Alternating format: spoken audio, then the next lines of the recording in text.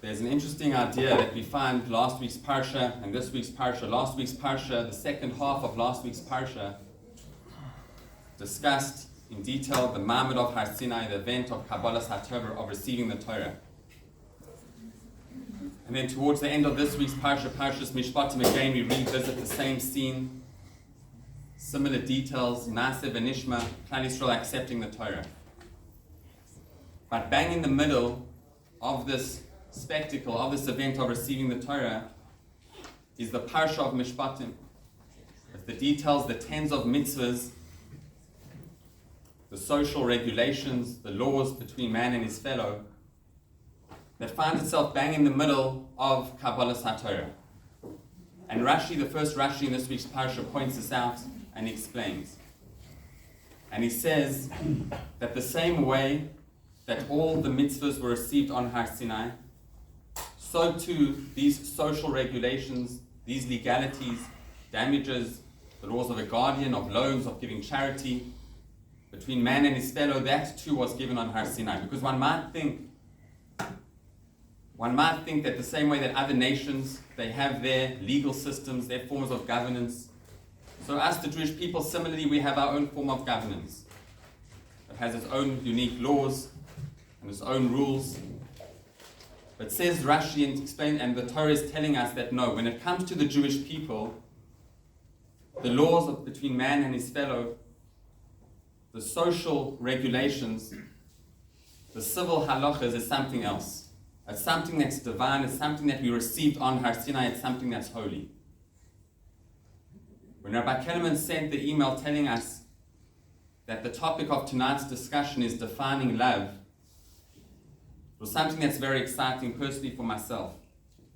Because love, we know, it's a very sought after commodity.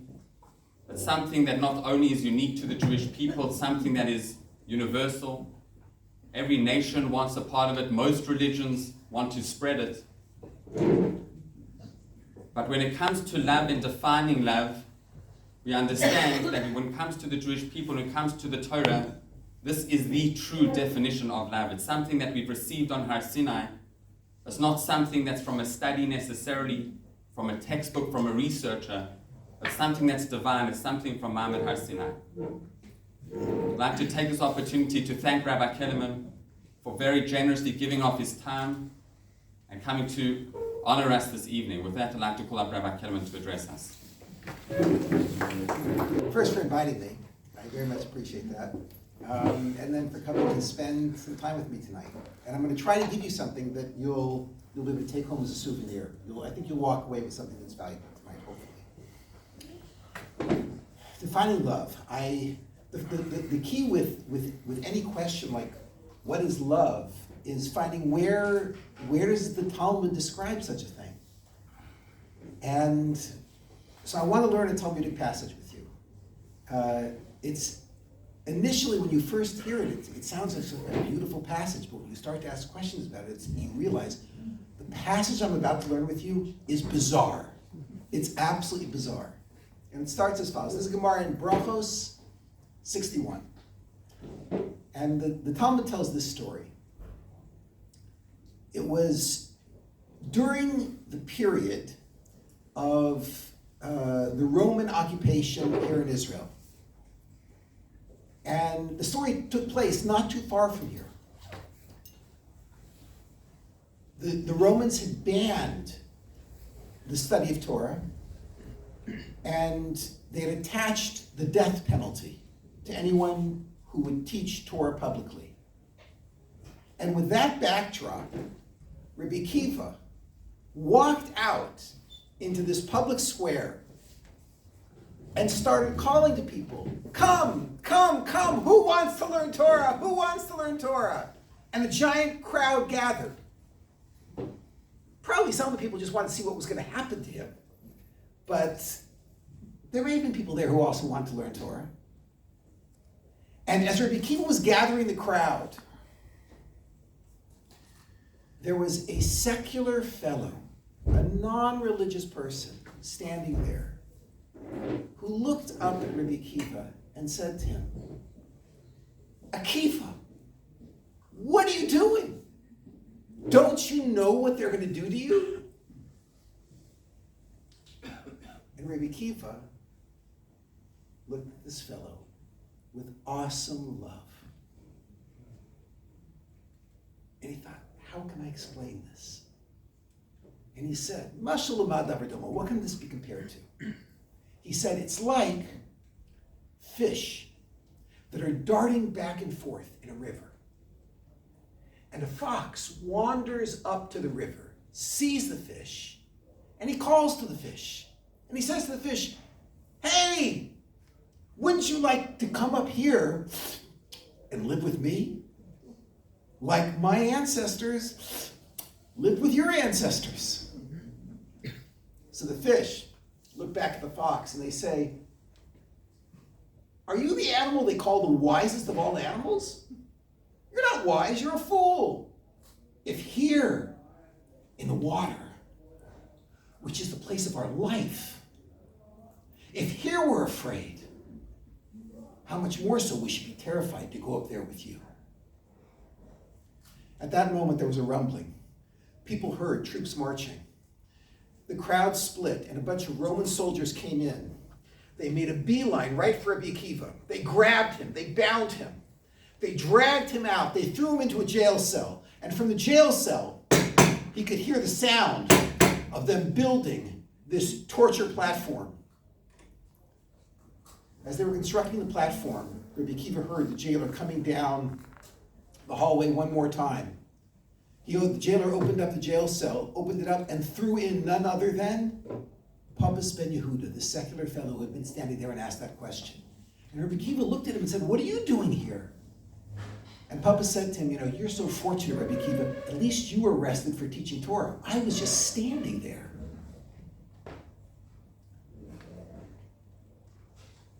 The sun got low on the horizon. It was about to be sunset. It was a few minutes before Rabbi Akiva's 120th birthday, when the Roman soldiers came, opened up the cell, grabbed Rabbi Akiva, dragged him out, lifted him up onto this torture platform, and began this horrific process of taking these devices that look like giant potato peelers and taking the skin off of his body. And as the sun set, Rabbi Akiva closed his eyes and he began to sing. Shema Yisrael, Hashem Elokeinu, Hashem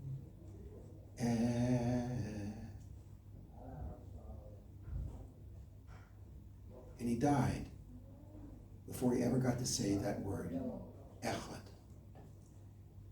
The angels in heaven cried out and said, this is Torah and this is its reward. Rabbi Akiva was not born religious.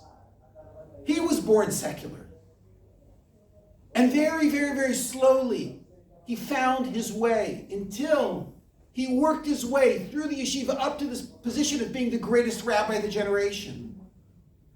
The angel said, this is Torah, and this is its reward.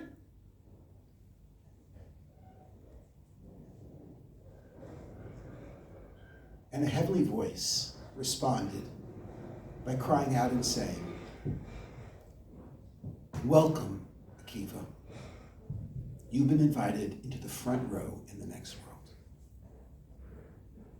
The curtain comes down on the scene. It's beautiful, it's dramatic, it's heroic. And if you don't analyze it further than that, it sounds fine. But if you start looking at the story with a little bit of depth, you see how bizarre this story is. When Papas ben Yehuda cried out to Rabbi Akiva and said to him, what are you doing? Don't you know what they're going to do to you? There's a halacha that should have guided Rabbi Akiva's response. The halacha is that if somebody sees a rabbi who is performing some sort of a mitzvah, he's following some sort of Torah guidance, And they ask him, what are you doing? He is required, according to Jewish law, to confess. He has to say chapter and verse. He has to say, this is the halacha that I'm following. But when Papas ben Yehuda asked Rabbi Akiva, what halacha are you following? What on earth are you doing? Why are you doing this? Don't you know what they're going to do to you? Rabbi Akiva came up with this story about some fish and a fox. Why did he quote chapter and verse?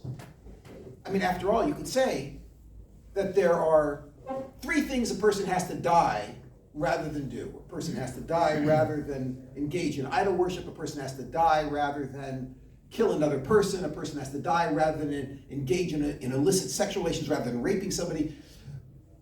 Someone puts a gun to my head and says, you have to do one of these 3 things. I say, please don't kill me, but I'm not going to do those 3 things. And there's a not so well-known 4th thing that a person has to die for.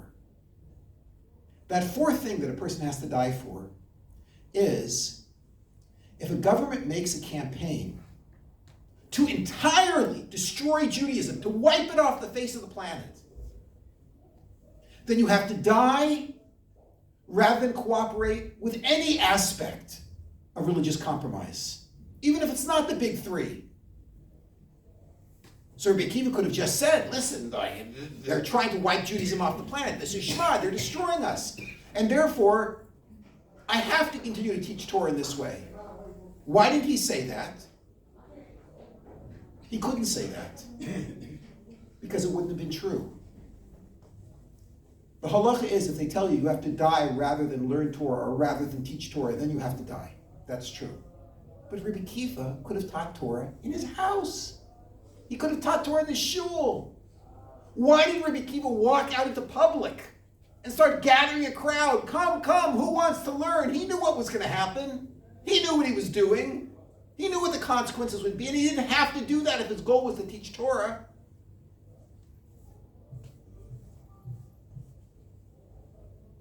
Which means, if Rabbi Akiva wasn't compelled to do what he did by a halacha, Rabbi Akiva committed suicide? Where in a religion that so loves life could there possibly be room for suicide?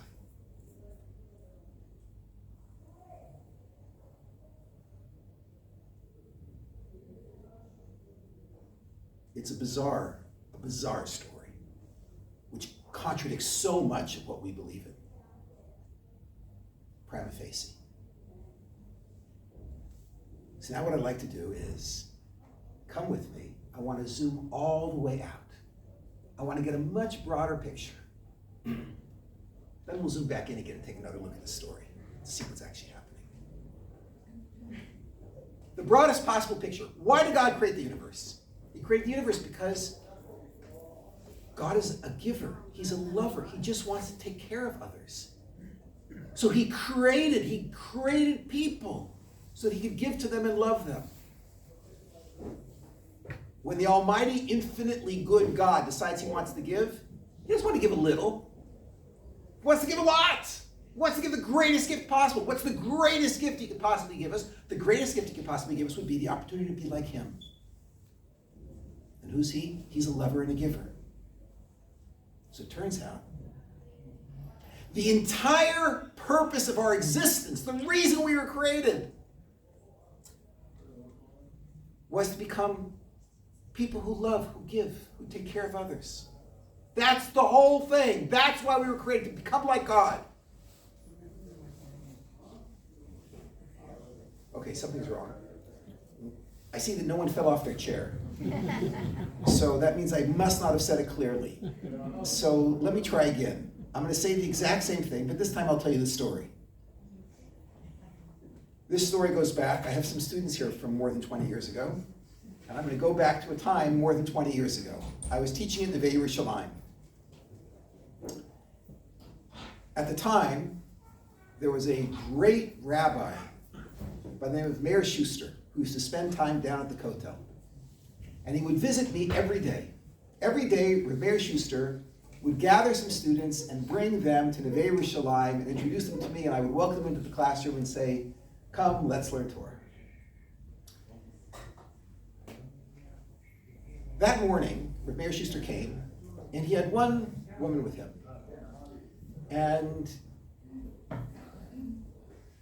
she was probably in her late 20s, early 30s. And Rabbi Meir Schuster said, this is Keleman, he'll take you from here, he'll help you. And I said, would you like to come to class? And she said, actually, no, I have no desire to come to class whatsoever. So I said, oh, okay, why did you come here? So she said, I want to speak to an Orthodox rabbi. Are you an Orthodox rabbi? So I said, they say so, come, we'll sit and we'll talk. And I walked into my office with her and we sat down. This is a true story, this is exactly how it happened.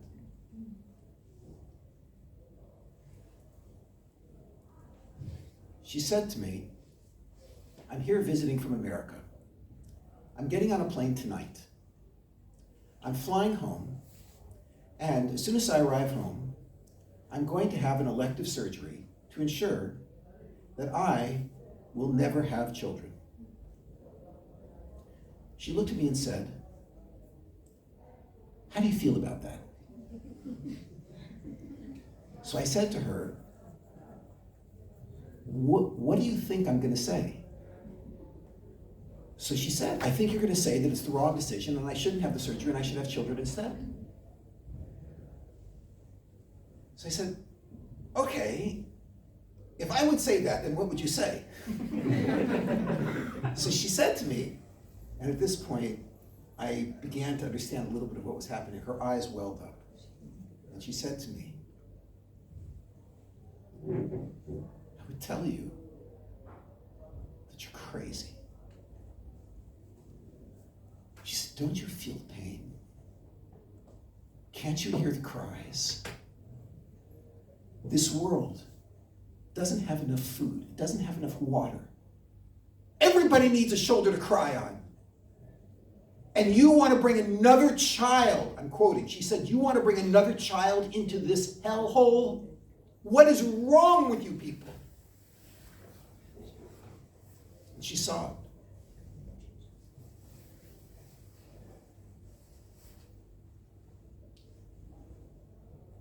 And I sat quiet for a few moments. And then I said to her, imagine the following. Imagine that it's your first year in high school. First year in high school, that's, in America, that would be, let's say, Kita Tes. You're in 9th grade. And high school's fun. There's a lot of stuff happening in high school that is not happening when you're in grammar school, when you're in elementary school. They have all sorts of activities. They have all sorts of elective classes. They have this, they have that. All your friends are getting into all this stuff. But I looked into her eyes and I said, you have a dream. So while all your friends are having so much fun, every free moment you get during the day, you open those books and you study. And you finish off your first year of high school with a 4.0, A+, do not drop a single point on any of the tests that year. 10th grade, people are starting to get their learner's permits, their driver's licenses. They're joining the athletics teams, student government. But you have a dream. So every day at 3 o'clock, you run home, you crack open those books and you study. And you finish off your second year of high school with a 4.0, a perfect grade point average, A+.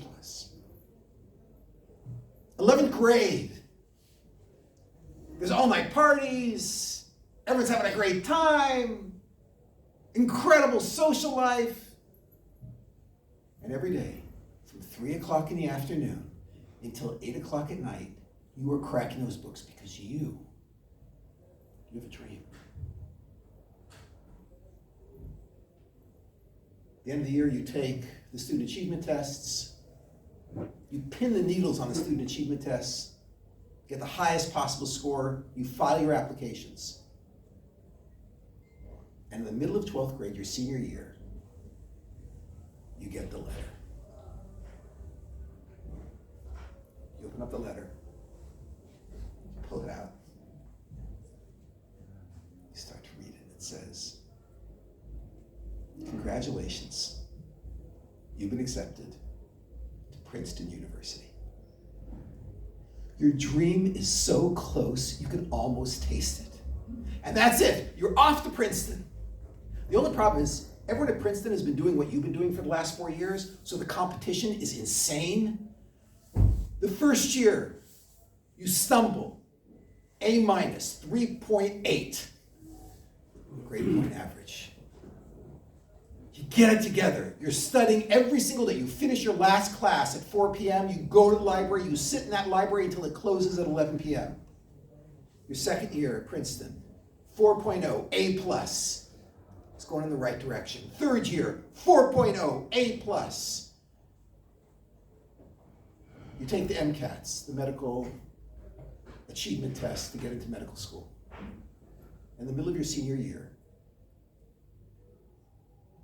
you get your scores back. And you are set. You file your applications. The letter comes back. A couple months before graduation. Walk into the house, your mom and dad say, got mail. You sit together with them, you open it up. And you read the letter and it says, congratulations, you've been accepted to Harvard Medical School. It's unbelievable. You've now been working for 8 long years, and this is it. The dream is right in front of you. You head off to Harvard. The competition is incomprehensible. At the orientation, they tell you 1/3 of the students will be dropped during the first year. You're up till 1 o'clock, 2 o'clock, 3 o'clock in the morning, every single night. You're walking around with a constant headache. And that's it, the first year's over. They post all the names of the students who passed that year in a hallway.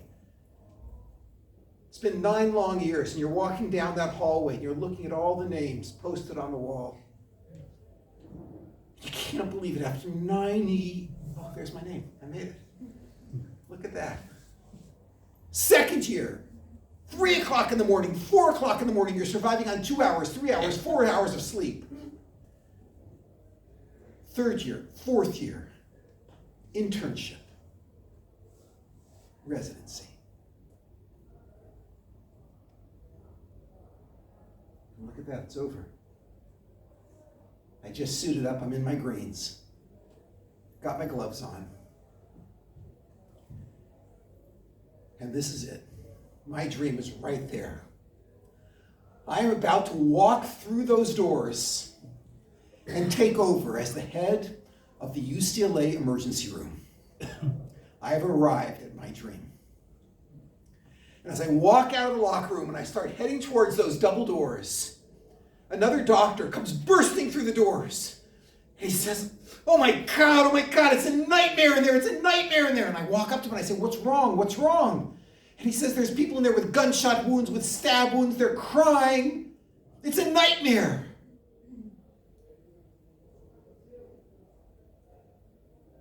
And you look at him and you say to him, my friend, that's not a nightmare. That is my dream. And you walk in and you start healing people. I looked at her and I said, if you came here to take, this world is a nightmare. There's not enough food. There's not enough water. Everybody needs a shoulder to cry on. But if you came here to give, this world is a dream. If that's the purpose of this world, this is exactly what I want.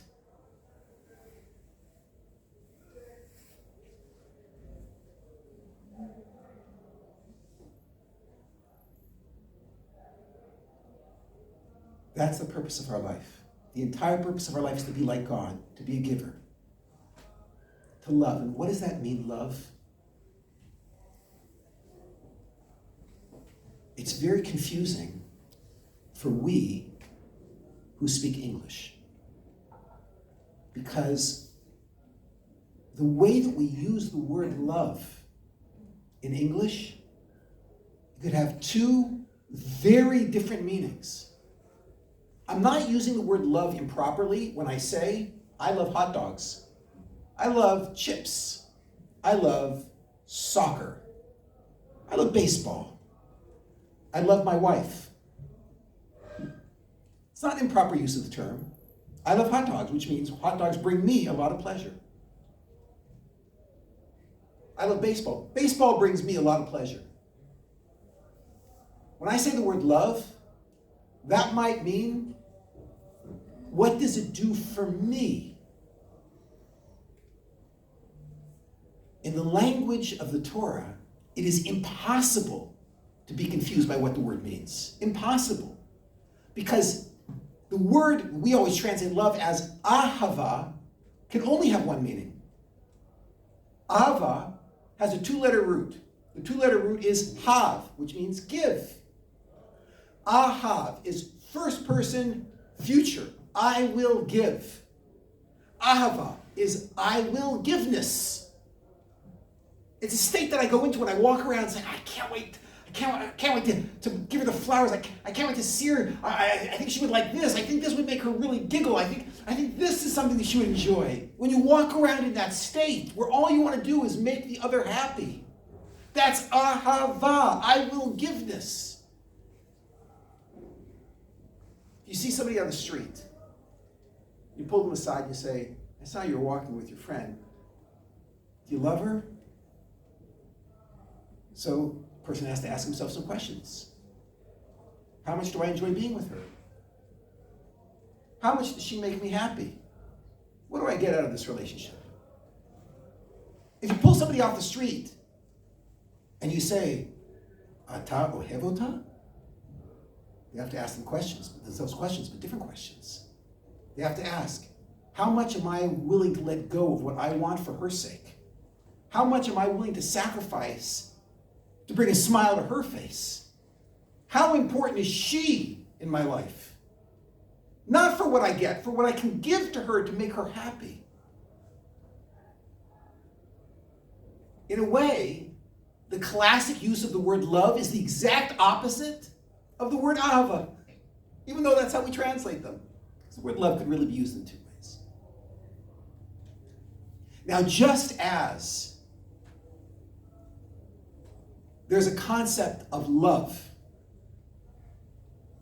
versus a concept of ahava, so too there are institutions that are built on these concepts, and they're very different sorts of institutions.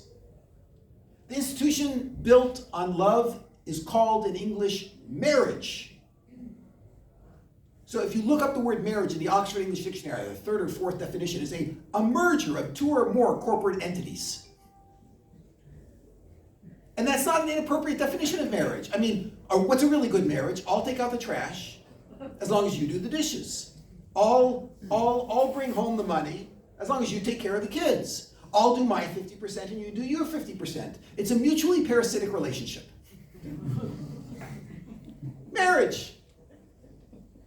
By the way, in a corporate arrangement, what do you do if one of the divisions of your corporation stops delivering its 50%? If that division is not profitable, you divorce it. You cut it off. Which is why in mainstream Western society that understands a concept of love and built on that, on top of that is a concept of marriage, the divorce rate is so high. Because what do you do if the other half stops delivering?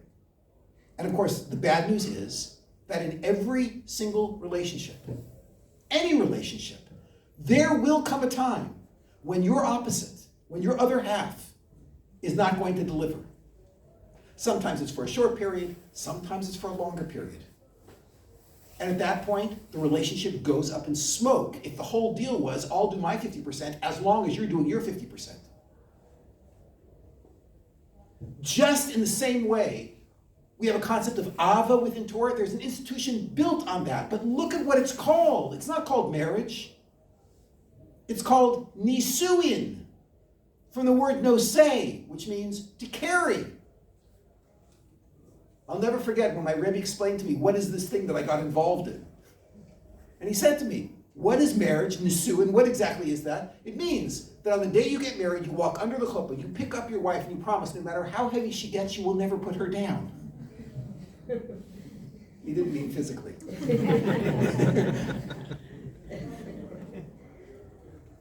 Nisuin is all about carrying each other. You can't give right now? That's okay, I'll carry things. It's very, very different. And if the deal is that I came here to carry you, then we have a much better chance this thing is going to last.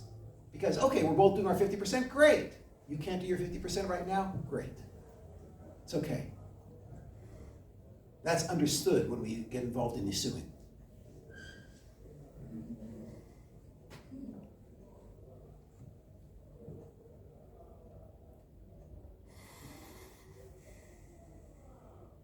How do you build this thing called ahava? How do you build I will give this? So my students from 20 years ago will tell you, they've heard this line from me. If they've heard it once, they've heard it 100 times. I used to be a downhill skiing instructor. And there would be people who would come for the holidays. They would come up at the winter holidays. That was the only time they skied the entire year. And normally I worked in the race department. I trained people to ski race. But during the holidays, I would come down and I would teach the regular classes, but I would teach advanced classes. So the people would come and I'd have a group of 10, 15 people, and I would say to them, okay, I'm going to show you the mountain aid like no one has ever shown you. You're not going to believe the places I'm going to take. You're going to have such a great time. And I would say, follow me. And we would all head over the lift, and everyone would be like so excited. We would all go up on the lift, and we'd ski down this road and ski down through the trees and behind this cleft and all these great places. And they would be so happy. At the end of the day, we'd come back, and they would say to me like, we want to go with you again. How do we go with you again? And I said, not a problem. I said, I'm with the ski school all this week. Come back tomorrow, and I'll take you. And the next morning, I'd be there, ready to take them. 10 o'clock in the morning, I'm waiting. And of my 15 students, 3 would show up. Take them out. The next day, the other 12 would show up. Where were they yesterday? Recovering in the jacuzzi. And when they showed up on the 3rd day, they'd be like, oh God, everything hurts. And they would always say to me, like, how do we make sure that I never feel this pain again? Like, I want to work out next year so that when I come for my annual vacation, I don't experience this. Should we ride a bicycle? Should we climb stairs? And I had to deliver the bad news. The bad news is that if you ride a bicycle, it'll be less bad when you come next year. If you climb stairs, it'll be less bad if you come next year. But if you don't want to feel any pain at all when you go skiing, there's only one exercise for skiing, and that is skiing. There's only one exercise for giving, and that is giving. If you want to fall in love, there's only one thing you can do, which is you find your limit. This is as far as I can go. And you push 1 micron further. And that builds a muscle. And after a while, I can actually do a little bit more than I thought I could do. Imagine the following. There's a couple in their home. She's sitting at the dining room table. She's rubbing her temple. And he walks over to her and he says, sweetie, are you okay? She said, no, my head is splitting. She says, okay. Can you imagine waking up in the middle of a marriage and realizing that you don't have the muscles, you don't have enough ahava to sacrifice and make the effort to walk over to the cabinet and give her the aspirin? Okay, this man does. No problem. He walks over, he opens up the cabinet,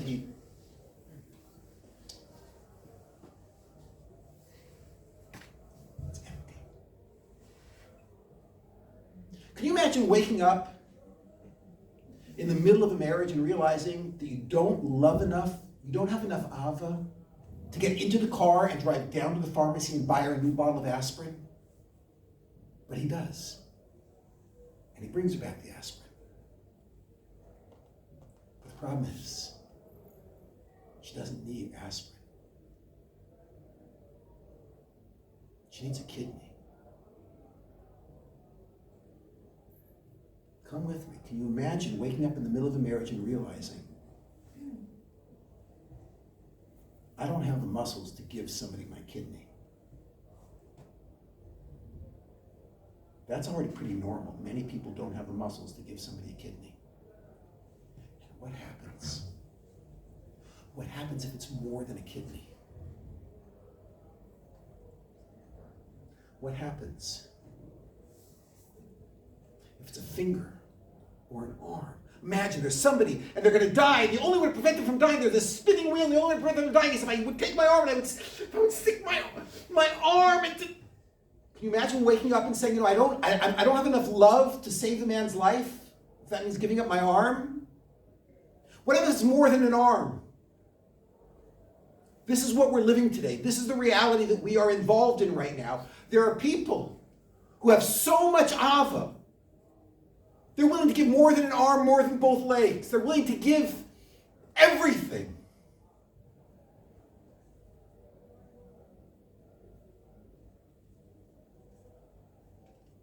That's ava at its highest level.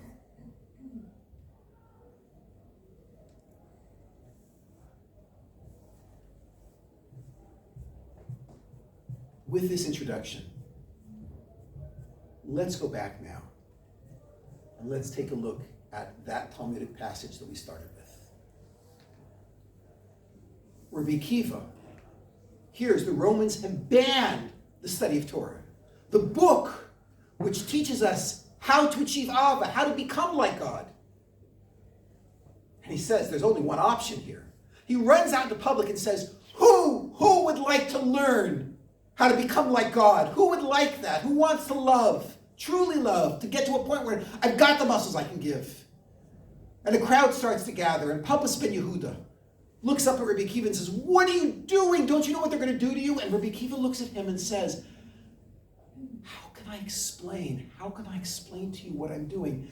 If the purpose of life is to have a stable salary, to own your home, have a vacation home, a couple of cars in the driveway. If that's the purpose of life, then how can I begin to explain what I'm doing? But he tries. And he says, we're like fish that are darting back and forth in the water. The water is always a symbol for Torah. And the fox, the Romans, comes and says, wouldn't you like to come up here? We run the world. We can give you the physical pleasures of this world. We can give you all of that security that you seek. Wouldn't you like to come up here and live with me? Like some of your ancestors over the years chose to come and live with my ancestors. And the fish look up at the fox and they say, the most terrifying experience that a person could possibly have on planet Earth is to be alone, to live in a world of disconnection outside of relationship. And relationship requires letting go of what you want. And that leads to real connection. The most terrifying, the most horrific experience is being alone. That's why we have a punishment for prisoners of solitary confinement. It terrifies people. You're the animal they call the wisest of all animals. What you're offering us is disconnection. If we're terrified here in the world of Torah, where we're learning to love and connect and give to others, how much more so we should be terrified to go up there with you and give up what Torah is all about, becoming like God. The soldiers come, they grab Akiva, they bind him, they drag him off into this cell. Papa's Ben Yehuda joins him. And Papa says, Rabbi Q, you are so fortunate because at least you spent your life spreading the idea that we should connect with each other. We should be involved in a relationship. We should give. We should be like God. I was only a bystander. The soldiers come, they grab Akiva, they drag him off, they put him up onto this torture chamber, and they begin this process of torturing him terribly. His 120th birthday, the last moment of his life, is minutes away. It is minutes away. This is his last opportunity right now. And he begins to sing. Shema Yisrael. Listen, Jews. Hashem Elokeinu, our God is the God of love. Hashem And he never gets to say that word, Echad. When my Rebbe taught me this Gemara, I objected. I said, Rebbe, that's not fair. He spent his whole life living for Echad. Echad means one. God creates twos to give us the opportunity so that we can create ones, unification, relationship, closeness. He spent his whole life waiting for that moment to cry out Echad. And he never got to say the word. My Rebbe said, Leib, we say Shema to teach ourselves to become like that. He never needed to finish. He had become it. The angels in heaven cried out, and they said, this is Torah and this is its reward? Imagine the following. I'm living in 17th century Poland. And I'm in my little cabin, and there's a terrible, terrible blizzard going on out there. I walk up to the window, I rub some of the frost off the window. The snow is almost covering the window entirely. And I look out. Oh no, my cousin cries to me and says, what's wrong? And I said, I think I see a person out there. My cousin says, he's going to die. And I said, no, he's not. And I run over to the front door, and I open up the front door, and it's snow up to the last meter. And I grab a chair, and I start crawling out. My cousin says, where are you going? You're going to die. And I get out there, the wind is blowing, and it's complete whiteout. And I start heading over to the area where I think I saw this man.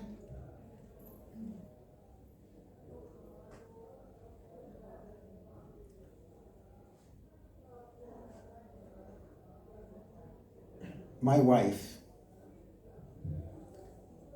is an artist. And when I tell you my wife is an artist, I do not mean that she paints. She paints. And all of the pictures hanging in my house, my wife painted. Everything. But she is an artist. That's who she is. She has been since I met her. Her favorite thing to paint are flowers. Her favorite type of flower are yellow roses with a lot of that white poof glistening stuff.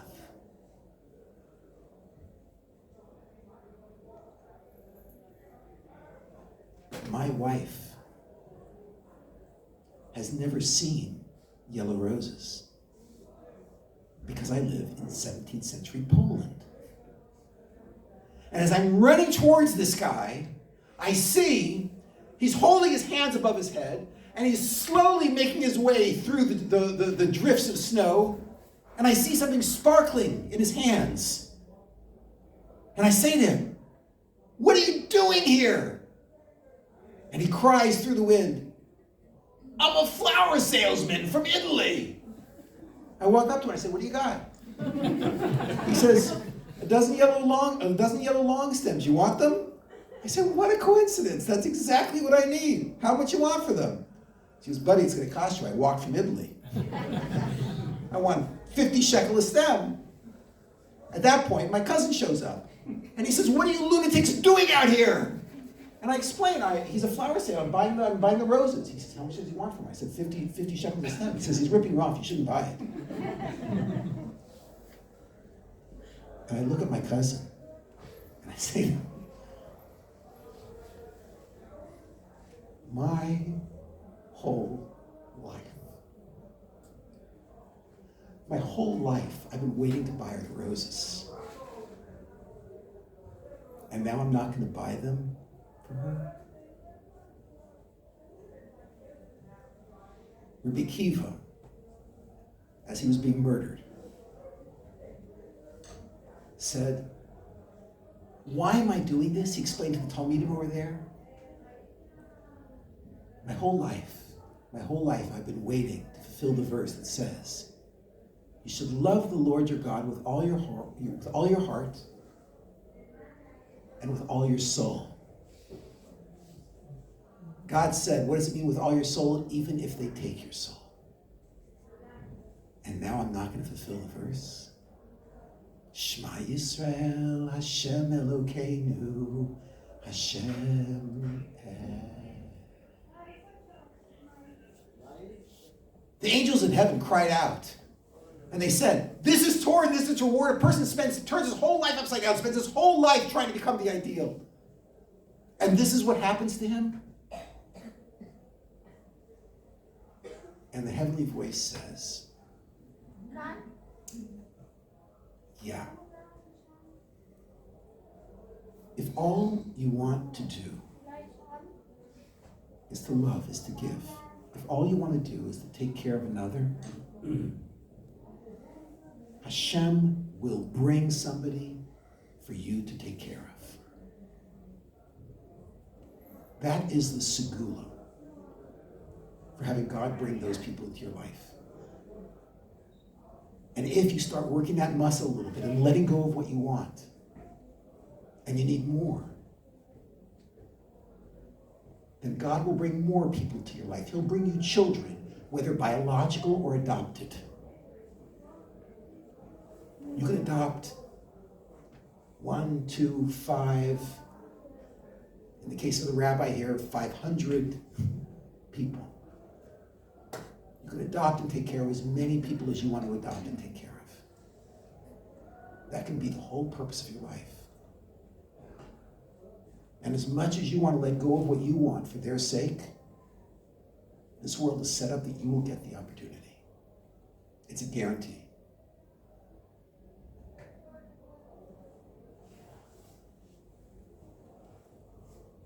Rabbi Kiva achieved the goal. He got to a point where he had stretched his muscles. He had built himself so much, there was nothing that was out of reach for him. And Rabbi Kiva didn't commit suicide. You see, suicide is when you recreationally destroy yourself. This is what I feel like doing. Rabbi Kiva went out one day in Caesarea, that's where it took place, to make war on selfishness and those human forces that would defend selfishness. And he died as a soldier in battle.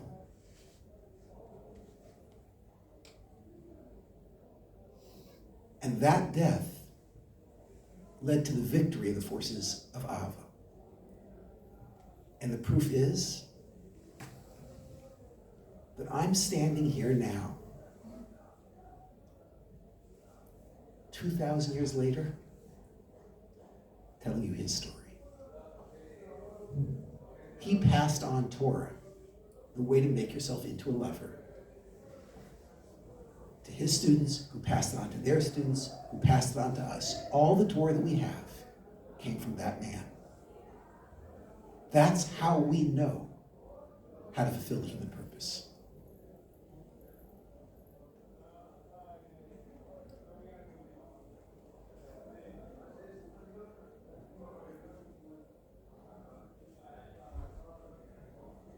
right now, at this moment, everything is crystal clear. You understand the world. You understand reality. You understand what love is. You understand what Torah is. The whole picture. You've got the whole thing. And what's about to happen in about 30 seconds is we're going to wrap up the whole show. And you're going to walk through those double doors, and then you're going to react however you choose to react. I'll leave you with a bracha. Don't forget what happened in the last 60 minutes. Carry this with you the rest of your life. Fulfill it. Receive all the blessings that God wants to give you, all those people that God wants you to be able to take care of.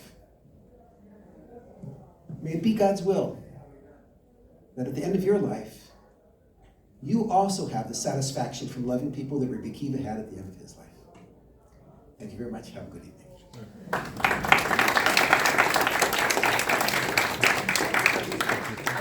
I don't want to keep you long, but I can take questions if you'd like. If anyone wants to get up and leave, that's great.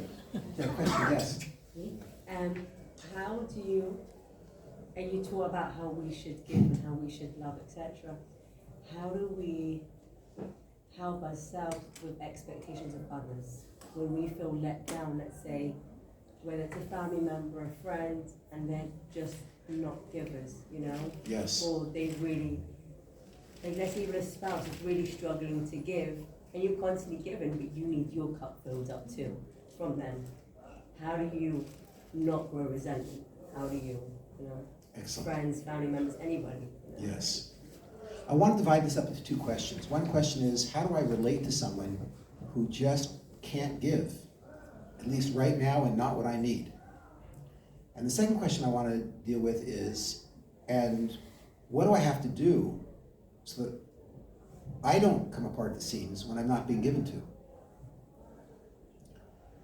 So I'll tell you a true story. My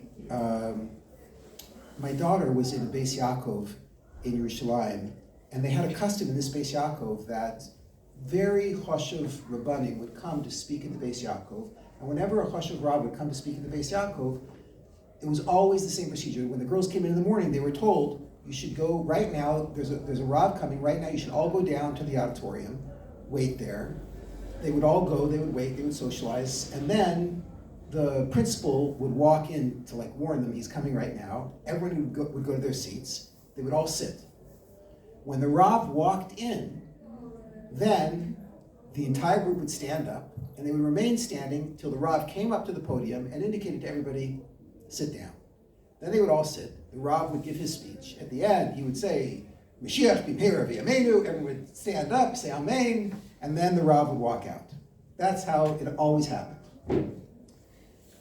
My daughter came home one day and told me the following story.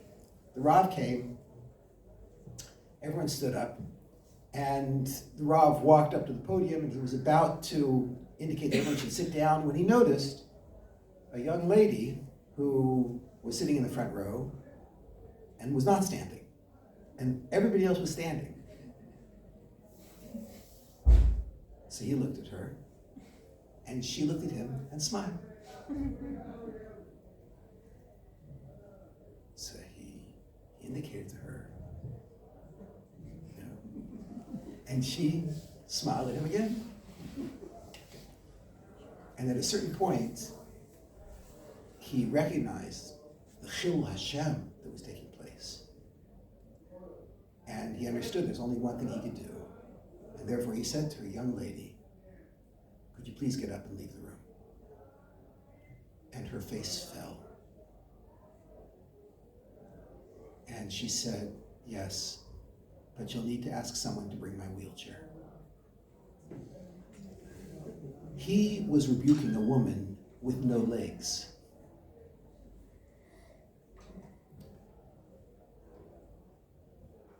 Obviously, there was no purpose for him to speak after that. No one wanted to hear anything that he had to say. He had made a tragic error.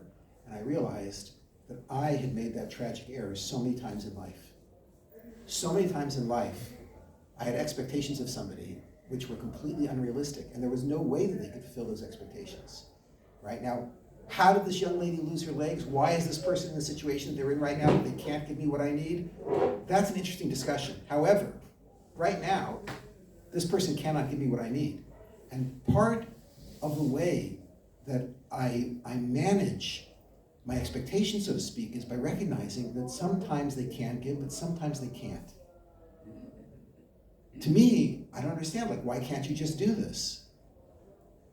But often they can't. Of course, if you're dealing with an evil person, a person that, like, I know this person, they are evil. They're a terrible, terrible creature. Okay, so then they're choosing to, but if I'm not dealing with someone who's evil, I have to recognize something's going on here. They can't stand up. If they could stand up, they would stand up. They can't stand up.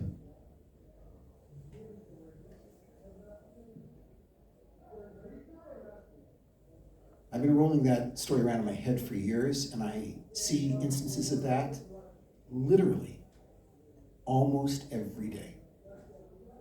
And I'm just one person walking through life, and I see that almost every day.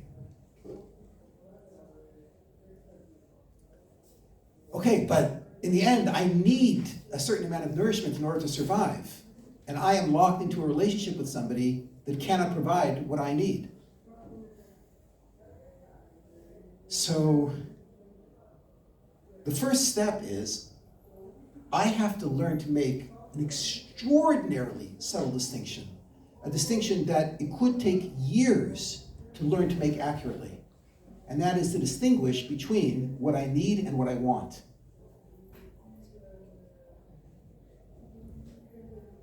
You know, my kids tease me because when they were younger, we used to take them on these quote-unquote camping trips. And whatever, I think my wife grew up as a Boy Scout. Her father was the Boy Scout troop leader, right? I also was a big backpacker. And I think we were a little bit too extreme with our kids when we were raising them, because we used to go out on these crazy survival trips with them.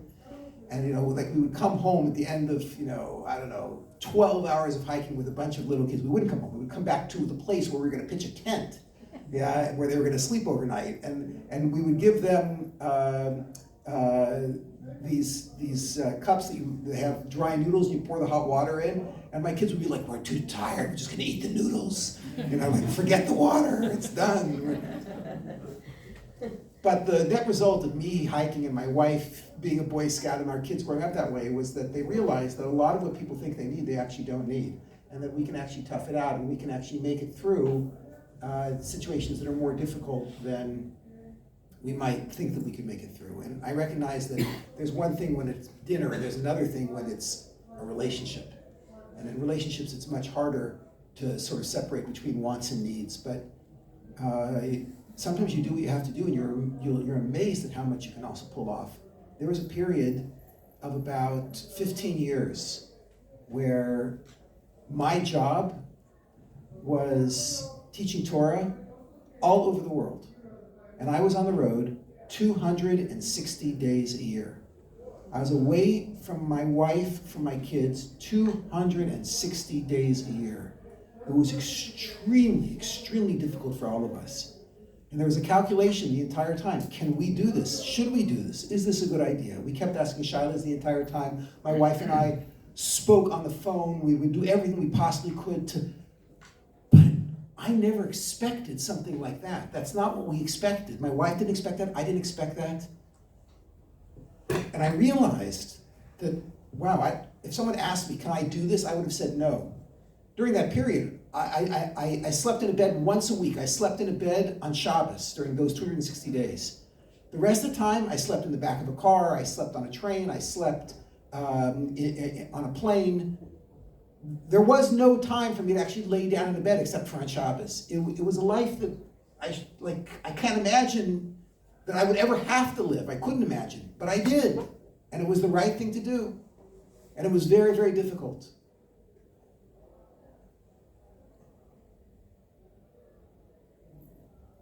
Sometimes God throws a situation at us where he says, here, you're actually better at giving than you think. Run with this.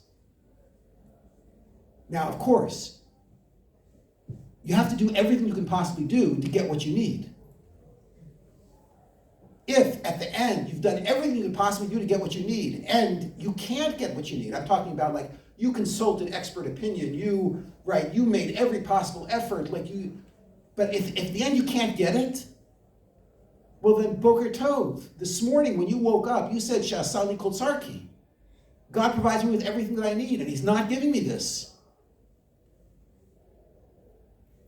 So I guess I don't need this right now. Does it hurt? Yes. Is it hard? Yes. Did you want something different? Before you came to this world, the Gemara says, you were asked, would you like to stay up there and never come down here and have an opportunity to work in a surgical theater? And the Gemara says, you enthusiastically said, I'm in. You saw what could be done here in this world. Now we just don't remember. But we agreed. I want to do that. It hurts, it's difficult, it's painful. And how do you actually survive? Make vigorous efforts to get what you need in any way that you can, any way that's spiritually productive. Obviously, you have to watch the halacha, you have to make sure that what you're doing is consistent with Das Torah, but get what you need.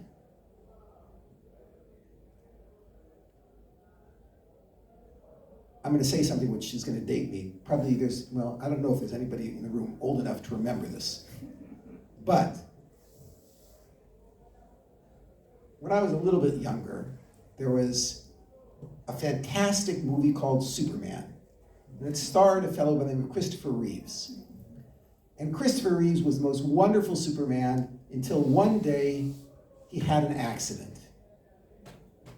And he wound up in a surgical theater. And when he woke up in that surgical theater, standing to his left was the surgeon who had just operated on his back and his neck. And standing to his right was his wife. He did not know what happened, but they knew. And the doctor explained to him that he would be a quadriplegic. He would not be able to move below the neck for the rest of his life.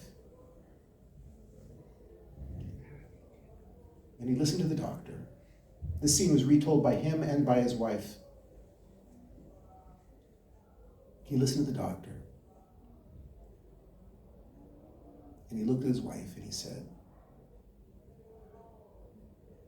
"It's okay." She looked at him and she said, "What is okay?" And he said, "It's okay if you divorce me." And she said to him, "Why would I divorce you?" And he said to her, "Because I'm not Superman anymore." And she said to him, one of the most extraordinary statements in modern history: "I didn't marry you because you were Superman." And that created one of the most amazing love stories in modern history. Christopher Reeves and his wife, an amazing, amazing couple. A man who couldn't move, and a lady, I wouldn't say she didn't care. She was okay. She was okay. Would you ask for that? No. Can you plan that? No. What happens when that happens? There's only Olam Haza. Chill. Settle into it. That's what we came here for. I'm not doing justice to a very, very serious question. But it could be what I just did was I read you the table of contents. Now you got to go find the rest of the book. I don't want to keep you too late, but if there's questions, I'll take questions. If anyone wants to just get up and leave, I'm good with that too. Yeah. Okay, have a good evening. Thank you.